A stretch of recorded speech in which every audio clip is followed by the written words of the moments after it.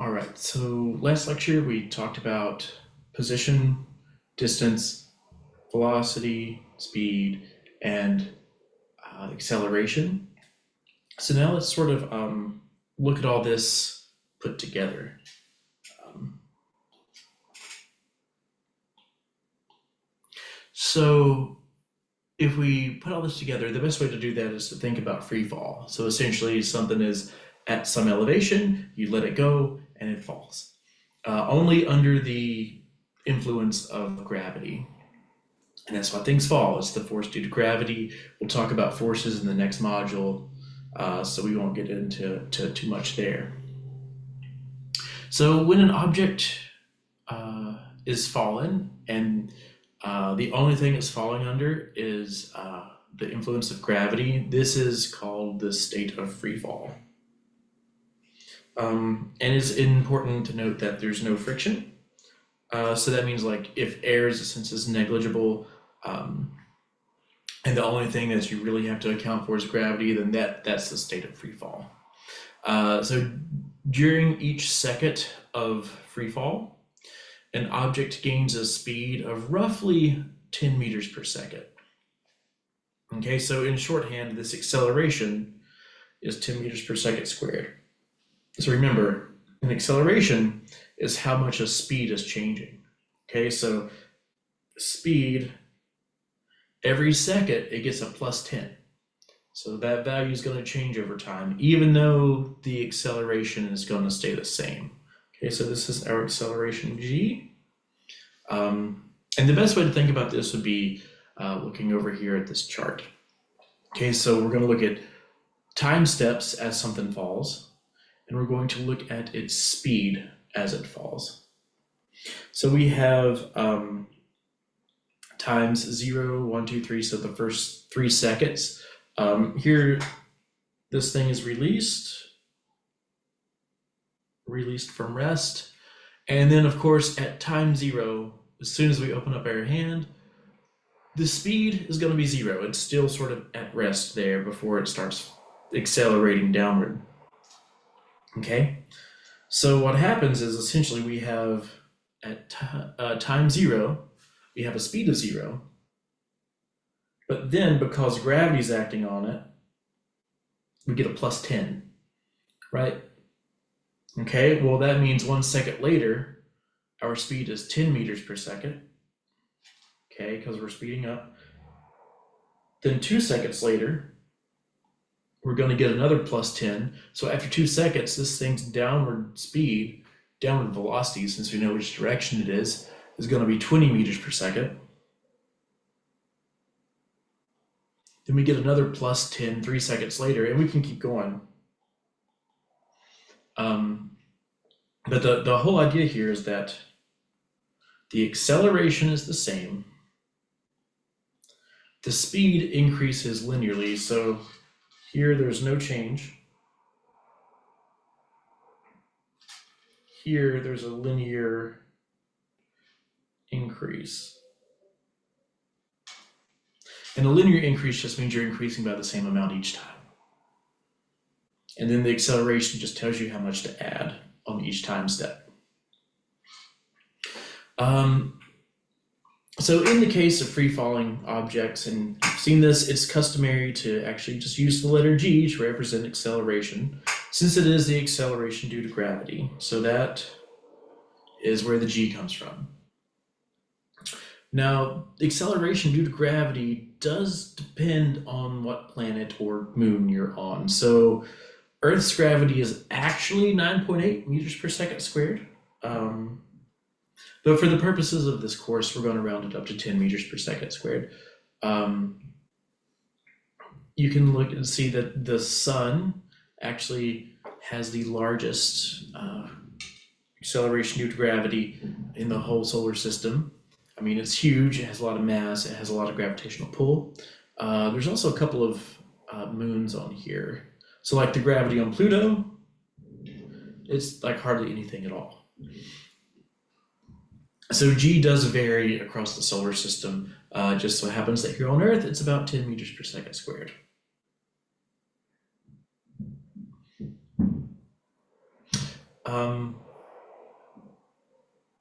So again, we need to sort of figure out how we can calculate these values here. Okay, we want to know how we can calculate these and know what the speed's going to be after so much time. We don't want to have to like just keep adding 10 continuously. So we can write this simply as the instantaneous velocity of a falling object after some time that gravity or acceleration has been acting. We can express that simply as the velocity is our rate, our unchanging thing we're adding by, times how many times we need to add it. So how many seconds this thing's falling.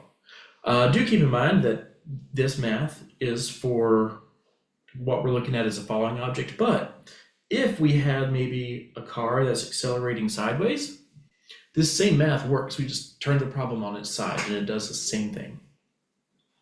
So this whole like velocity equals acceleration times time can be rewritten as just v equals at. And then of course, if free fall is being considered, like we are now, we are considering free fall, then this acceleration would actually just be g, the specific value of 10 meters per second squared. But if we were doing a problem with like a car accelerating from rest at like a stoplight, then we would use the v equals at because it's not gravity. Now let's think about a situation where we're actually going to oppose free fall. So if we consider what happens when we throw an object upward, it doesn't start from rest. If an object being thrown upward started from rest, it would just fall into the ground. That's just a regular old free fall problem, but we're actually going to give it a push upward. So it's going to start with an initial velocity. Okay, and you can see that over here in this picture. So this dude's going to throw this ball up, and instead of starting it at 0 meters per second, like in our free fall example, with 0 meters per second going down, instead what's going to happen is we're going to start at 30 meters per second going up. So once released, this object continues upward, but common sense tells you that it's going to slow down. I'm going to see if I can maybe move this over to where you can see it better. I know my video image might be in the way. So if it is, I do apologize. You can download the lecture notes and follow along. So once this object's released, it does slow down until it gets to the top here. And when it reaches this highest point, its instantaneous velocity is 0.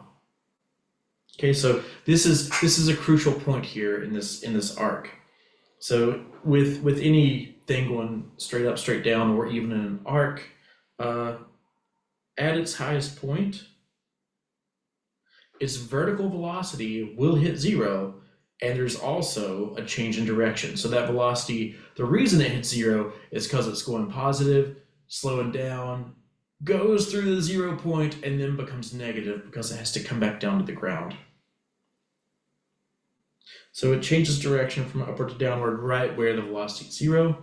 And then here's an important thing to note. Once it changes that velocity from 0 to negative, it's going to act just like it was dropped from that height. The fact that it was thrown upward with initial velocity, that fact doesn't matter once it hits its highest point. Once it gets to its highest point, there's no difference between it being released from up there and then it just continuing its initial trajectory since it was thrown. Those things mathematically look the exact same. So it falls just like it was dropped from that height once it hits its maximum height. So the object experiences the same acceleration on the way down as it did on the way up. So remember that the acceleration is still g, 10 meters per second on the way down. But we're going to talk about this in a minute where this actually becomes negative g, because we're decelerating on the way up. Something to note, the speeds at points of equal elevation, they're the same no matter what direction the object is traveling. So the speeds are the same whether the object is going up or down. So let's see. The speeds at the equal elevation marks are the same, and it doesn't matter if the object's going up or down, but the velocities. So remember, the velocity has the direction component. The velocities are opposite. So let's take a look. So here we have this guy throws this ball up at 30 meters per second, and by the time it finishes its arc and comes back down, the speed's the same. It's still 30 meters per second, but the velocity is now opposite, 30 meters per second down. That negative sign means it's traveling in the opposite direction. Because remember, a negative sign or a positive sign gives us the direction on the speed, so it turns it into a velocity. Okay, so that's our opposite direction. If we look at t, after 1 second of travel, the t equals 1 second, but we see it's starting to slow down. That totally makes sense because the force of gravity is trying to pull it back. So here it's traveling upward at 20 meters per second. On the return at the same elevation, this is at 5 seconds, it has the same speed. It's still 20 meters per second, but it's traveling the opposite direction, so it's been negated. It's negative 20 meters per second. We can even see the same thing up here at 2 seconds and 4 seconds, 10 meters per second, negative 10 meters per second. And then if you can see it right up here at the very top, the velocity is 0.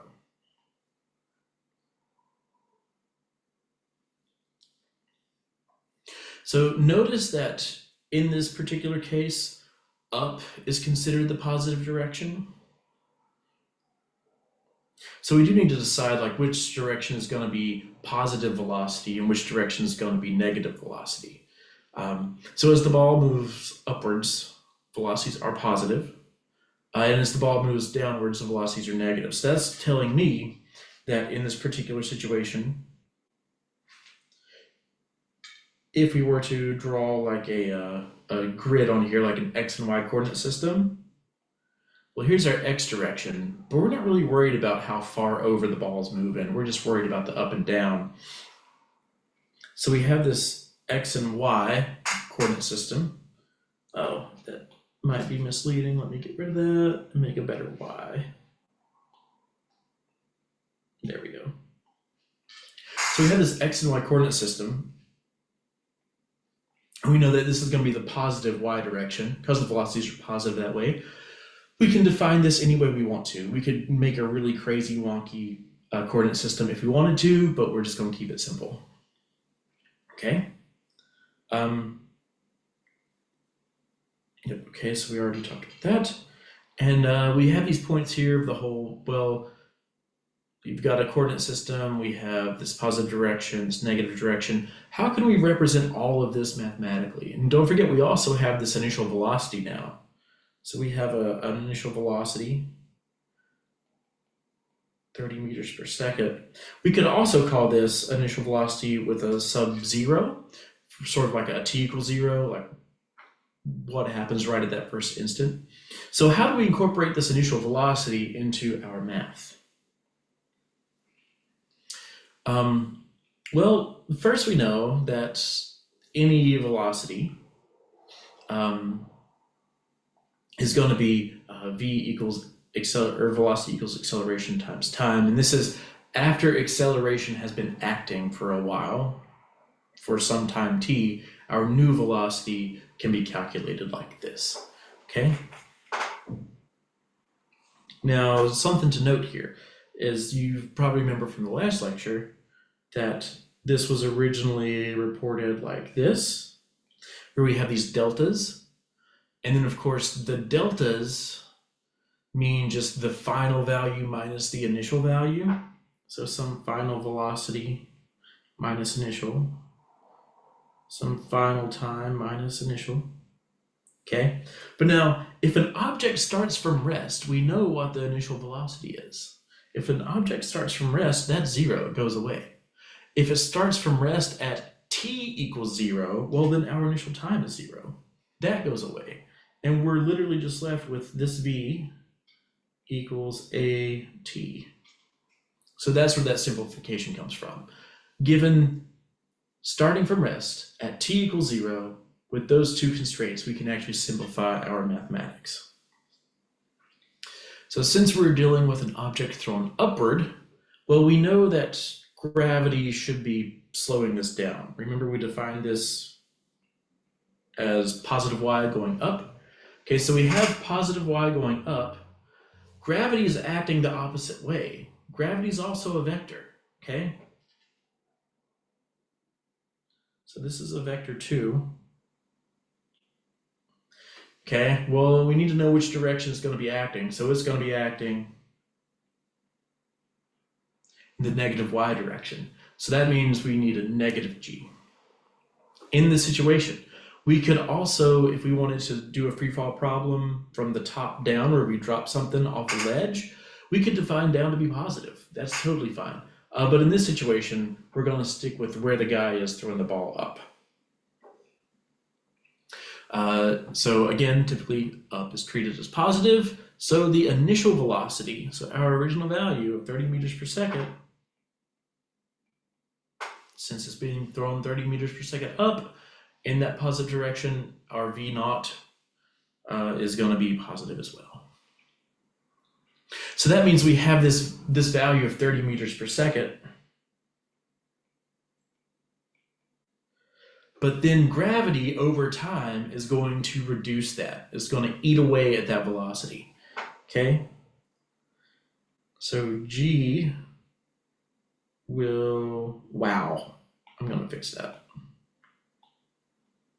There we go. So g will reduce this over time, okay?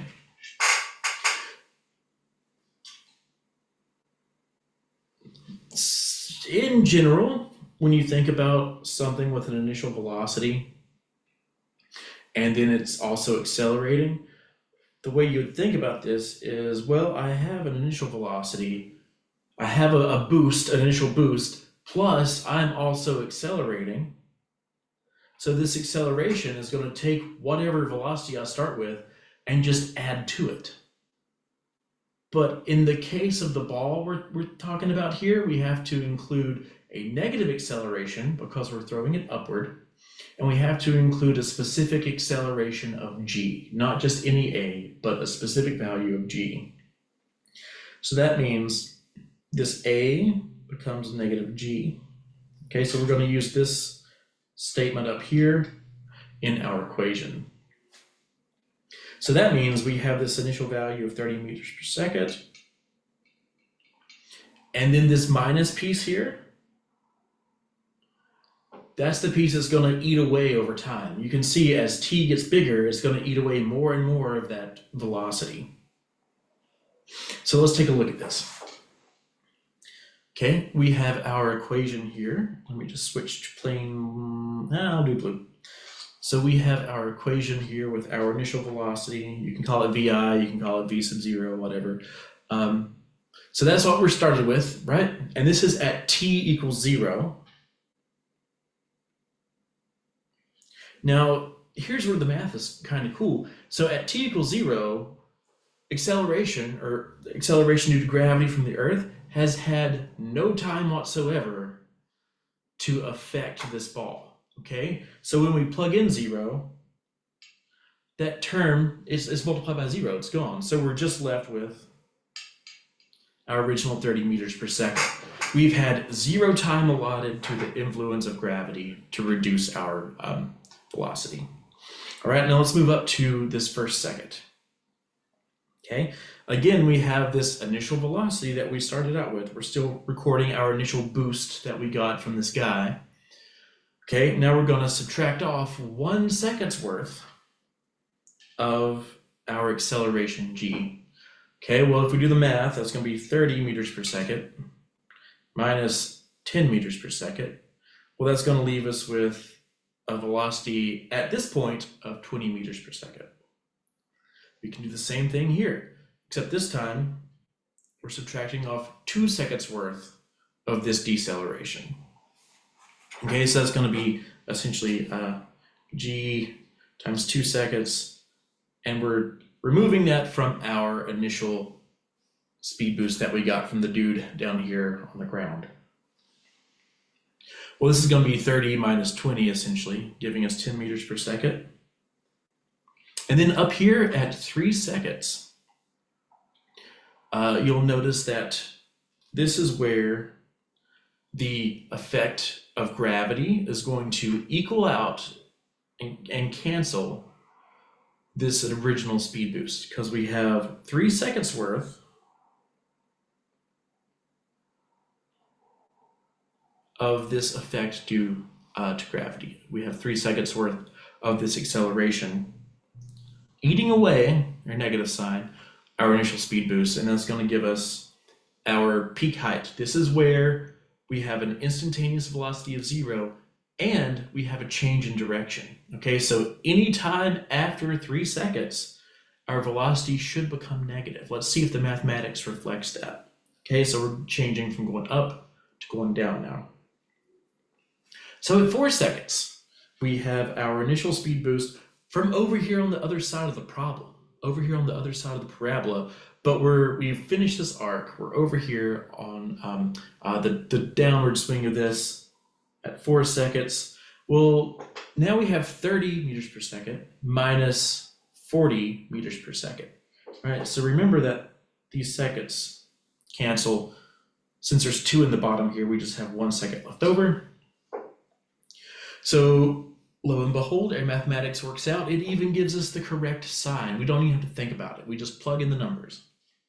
So now we have negative 10 meters per second.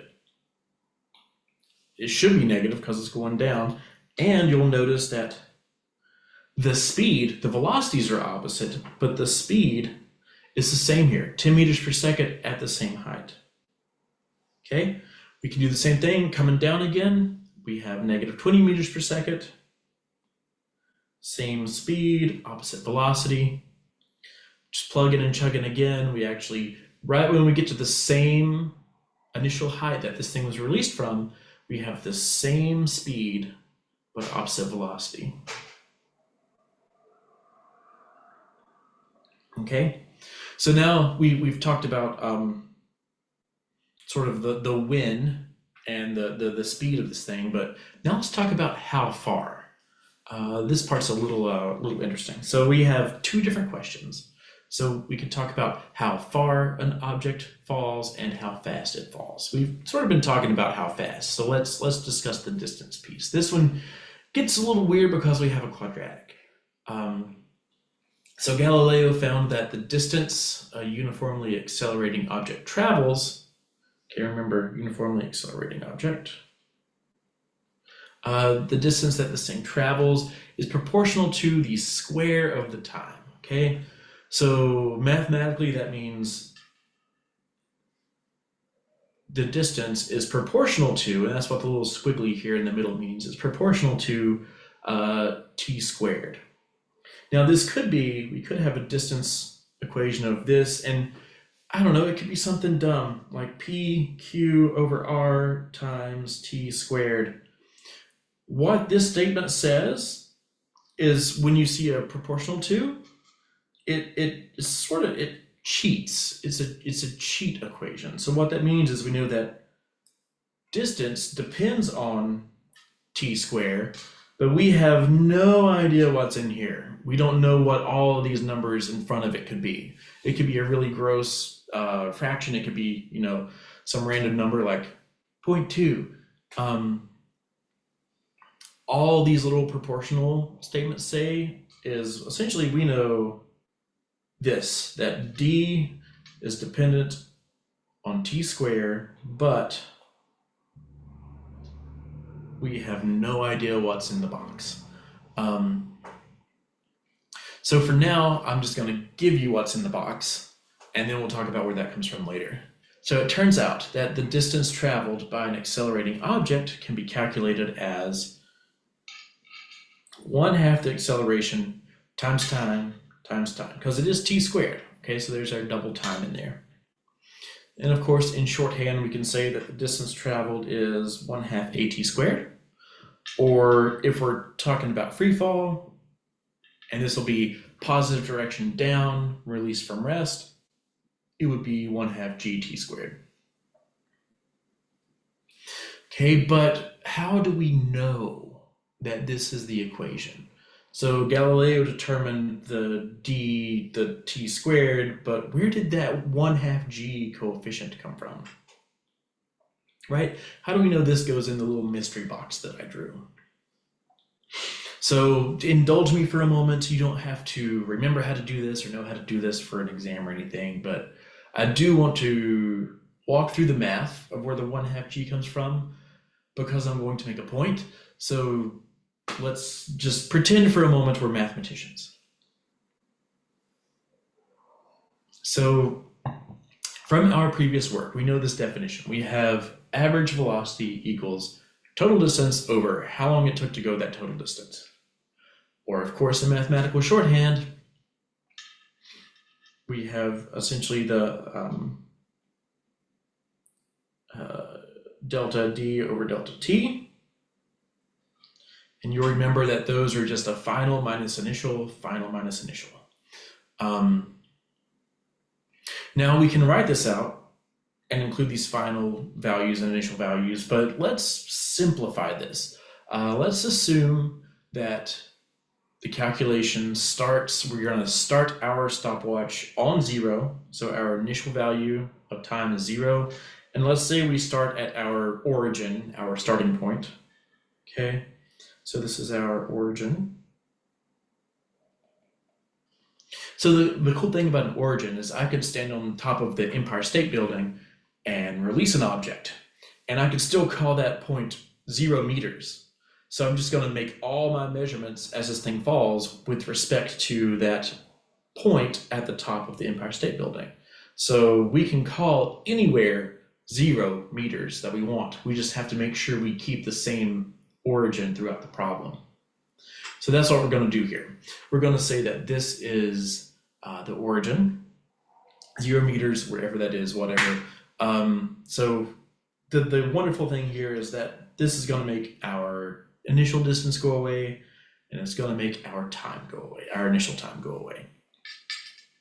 So that's going to simplify this whole equation and just give us d over t, our final distance over our final time it took to get there.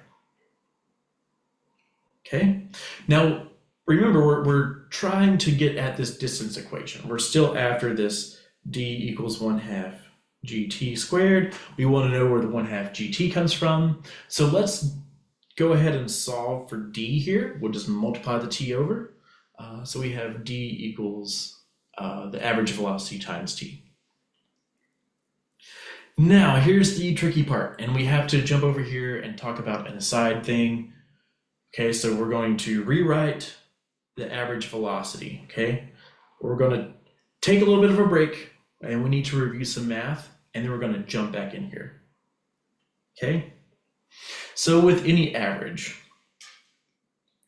you'll remember that an average is basically just if you were to take a set of values and come up with like an even number to assign all of them. Colloquially, you can say like, oh, well, you know, if I had 3 exams in a class and my grades were 75, 80, and 85, on average, I'm a B- student because my average score would be 80. So let's think about the mathematics of actually calculating that.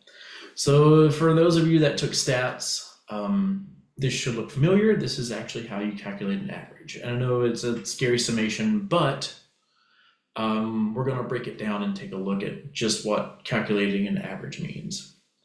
So we have this equation where we have the average equal to, let me change my color. Okay, I'll use blue. So we have this 1/n, and then beside this 1/n, we have the summation. okay? And then the summation here, this summation is a sigma. And it literally just means we're gonna add things up, okay?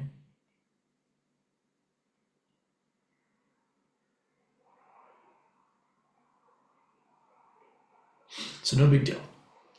So what it's telling us to add up is all these little x sub k's, okay? So if we have the set of values, we're gonna represent them as like x1, x2, x3, x4. So this is just telling us we're gonna start with the first one and add them up till we get to the end of the list, okay? So we don't know how many there are. This is generalized, right? We just know there's n of them. There could be 3 of them, then n is 3. There could be 1,000,000 of them, then n is 1,000,000. So this is just telling us where to start adding, k equals 1, and where to stop adding. Okay, here we're going to add till we have nothing left to add. So let's just think about the first 5 numbers in the sequence of numbers. Okay, 1, 2, 3, 4, 5. Okay, well, these are going to correspond to x1. That's just 1. It doesn't have to be 1. x1 could be, 2.7. But because this is our set of numbers we're thinking about, okay, we're just going to do x1, x2, x3, x4, x5 as those numbers. So x1 is 1, x2 is 2, so on and so forth, till we get to x5 is just the number 5. Now let's look and see what this equation says. Oh, this should be a 5. I'm sorry, let me fix that. There we go.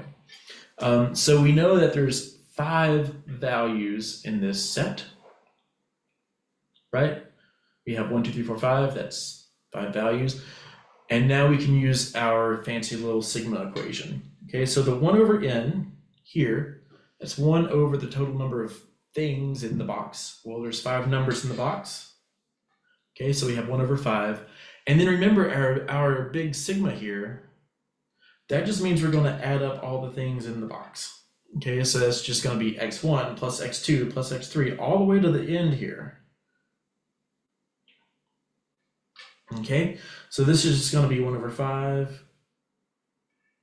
And then we're just going to add the numbers in the box. So it's going to be essentially, let's see, this is going to be 15 over, nope. It's going to be 1/5 times the 15 inside the parentheses.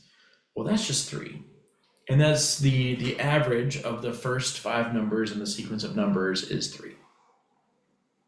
Okay, so let's take this concept of calculating an average in general and actually apply this to our velocity. So now we're going to jump back in over here. Okay, now if we rewrite the average velocity, let's see if we can rewrite it in terms of a final and an initial velocity. Okay, so just the average of those two things. So I'm going to zoom in here. So we have our general form here. We only have 2 things. We have a final and we have an initial. So our n is 2. Now our set of things that we're adding up is literally just these 2 things. Just like over here we had a set of 5 numbers we were going to take the average of. Here we just have 2 things. Okay, well, we're going to add them up. So here we go, vi plus v final. Okay, and this is our definition of the average velocity. Now, from the top of the page here, so distance equals average velocity times time, what I can do is, where I've highlighted this in red, I'm just going to substitute this in. Remember, it's the same thing. This is just average velocity. I'm just going to plug it in, but this is going to look a little gross. Okay, so now we have this kind of grody equation. It's messy. How can we clean it up? Well, I'm so glad you asked. So what we can do is we can go back to the very first thing we said. Remember when we said our final velocity sometime later, if we start at t equals 0, can simply be calculated as just v equals at. Okay, well, we can use that and substitute it in up here. Something else we can use is the fact that, well, since we're talking about a free fall problem, we can actually substitute g in for a, since free fall is being considered. And then again, something else we can use that we talked about is we simplified this where we're dropping it from rest. So at t equals 0, its very starting out velocity is 0 meters per second. We can also use that, plug it in and simplify. So look at what happens here. We have this original statement from the previous slide. First statement. We plug in the definition of V average, and then we make it really gross looking. But we know our initial velocity is 0, and we know that we're looking at the positive down, so positive y direction down, g is going to be positive. We know that we can rewrite our final velocity. I'll use a different color. We can rewrite a final velocity as acceleration times time. All right, well now look at what happens. This whole term goes away. We need to just multiply these two t's together, and then we get what we came for. D equals 1/2 gt squared. Okay. So the whole point of this exercise was for me to say, very rarely are equations in physics simply just made up. They're not pulled out of thin air. They're often derived from other equations, just like we did here. We started with some of the basic stuff we talked about in the last lecture and actually constructed a new equation, a new tool in our toolbox that we can use to calculate distance. Okay, so let's take a look at this example. This is just a case of how far. So a cat safely steps off a ledge and drops to the ground in 0.5 seconds. Okay, so we have 3 questions here. What is the speed upon striking the ground? What is the average speed during the fall? And how high is the ledge? Okay, so we know that some cat somewhere takes a leap down from a ledge. We don't know the height. We don't know this distance, this vertical distance, but we want to find it out. We don't know the average velocity, but we want to find it out, and we want to know the final velocity when it hits the ground. So in this course, I highly recommend that you always draw little sketches for your problems and label them. Draw the sketch and then label the things you know and the things you don't know. So right now, we don't know much. All we know is just that t equals 0.5 seconds. We need to figure out 3 different things, but we're only given one parameter. We're only given t. So let's look at this first part. We want to know its speed upon striking the ground. Okay, well, if we assume that this cat jumps at t equals 0, we can assume that. We get to decide when to start the stopwatch. Okay, so that if we assume that this cat leaps off at t equals 0, we can use this simplified equation, velocity equals acceleration times time. Well, we know what the acceleration is going to be. It's going to be g because this cat is undergoing free fall. So this is going to be g. Okay, so there's our g. Now we just have to multiply by our half second, or 0.5 seconds, and that's going to give us a final velocity of 5 meters per second. So that's part A. That wasn't bad. We can write this in over here. So it's no longer unknown. We know that it's 5 meters per second. Let's go to the next one. I'll erase this. Okay. So next we need to calculate the average velocity. And we know how to do that now. We have the equation for an average velocity. It's just the initial and final added up, divided by the number of things in the set, which is just 2.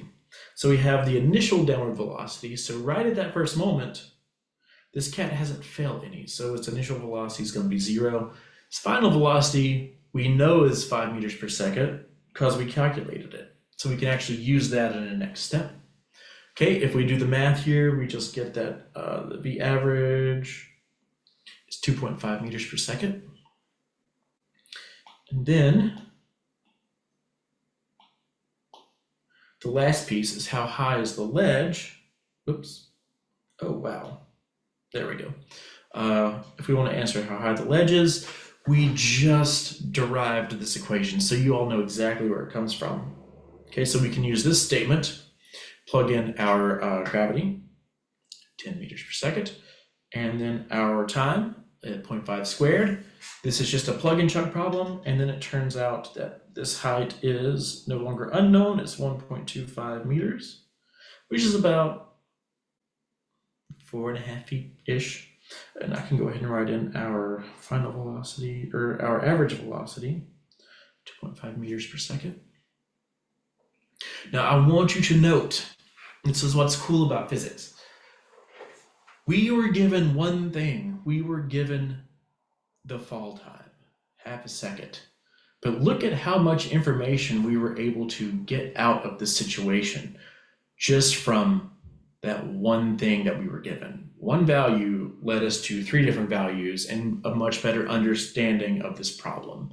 So that's the cool thing about physics, is that you can take just a minimal amount of information, and because of the way the universe works, we can describe it mathematically and use just the small minimal information we have to actually make some very useful calculations. Okay. Yes. Whoops, almost there. So the last thing I want to talk about is air resistance. So it is common observation, you all have seen it, I'm sure, that objects fall with unequal accelerations. So if we drop a rock and a feather, the rock's going to hit the ground first and the feather's going to float down slowly. And that's because the amount of air resistance is dependent on the composition of the falling object, right? So a feather is just fundamentally different than a rock.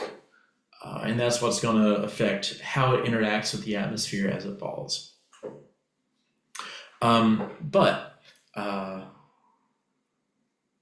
If we have objects that are somewhat heavy, like stones and baseballs, and they're at ordinary speeds, we don't really have to consider air resistance. They just fall similar enough to where the math will be the same.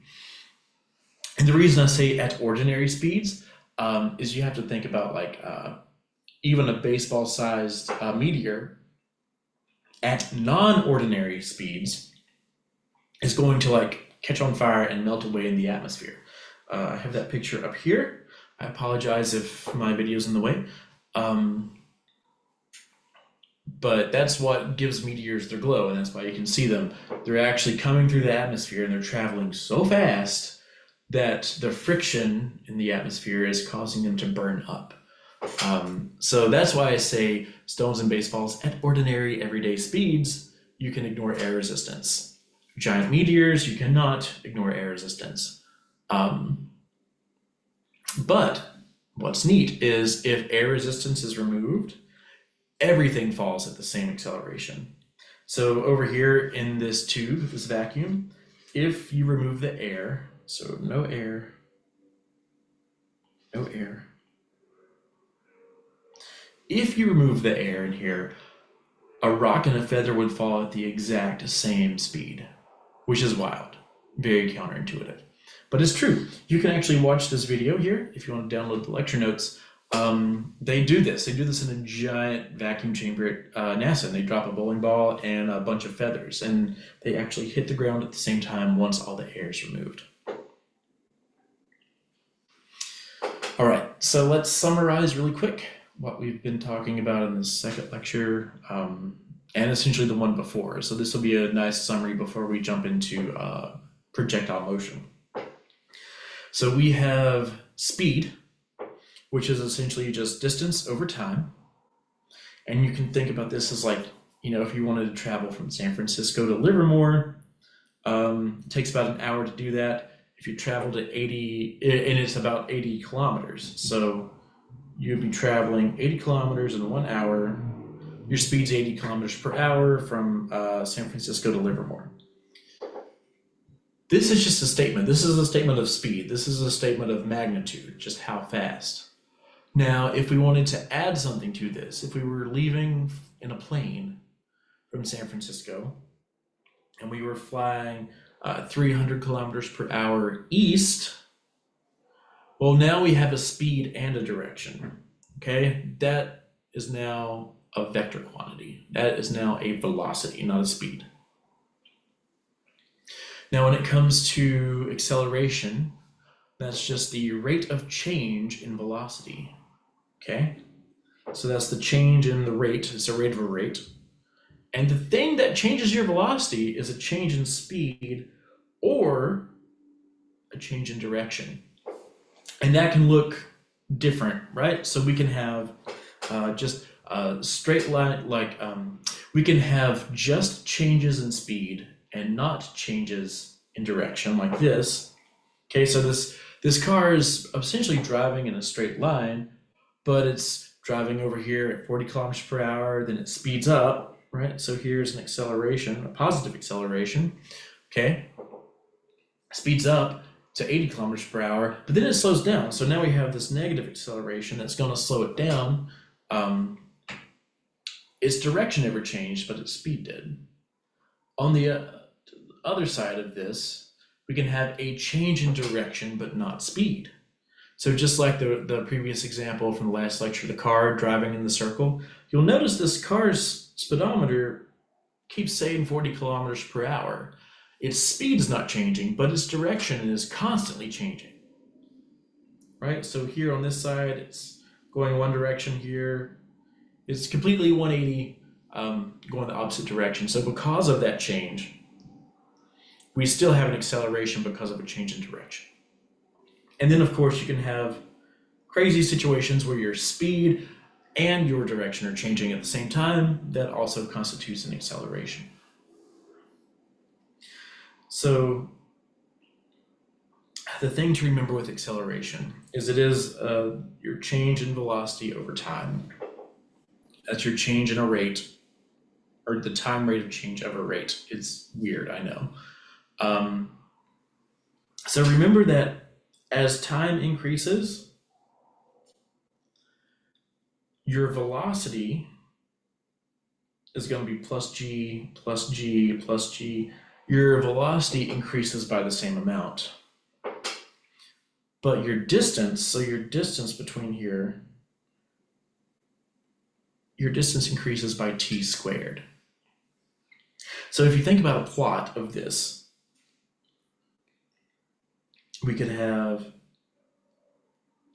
so if we plot these values as a function of time, our acceleration is just 10 meters per second. That value stays the same through all time.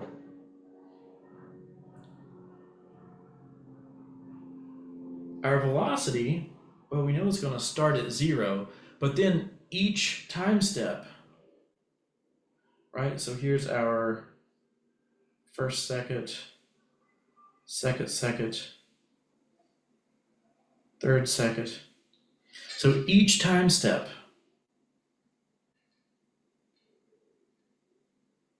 we're adding that plus 10, right?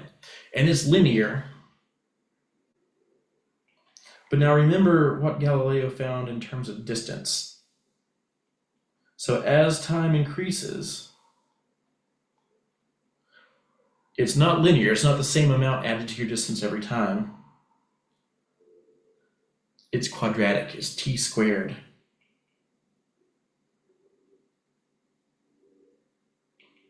Okay, so that's how you can think of this. The acceleration is the easiest because it's just a flat line, it never changes. And as you step down to distance, it gets progressively more complicated until you get to this quadratic. All right, so next time we're going to talk about projectile motion, which is essentially objects that not only have an up-down velocity, but a sideways velocity as well.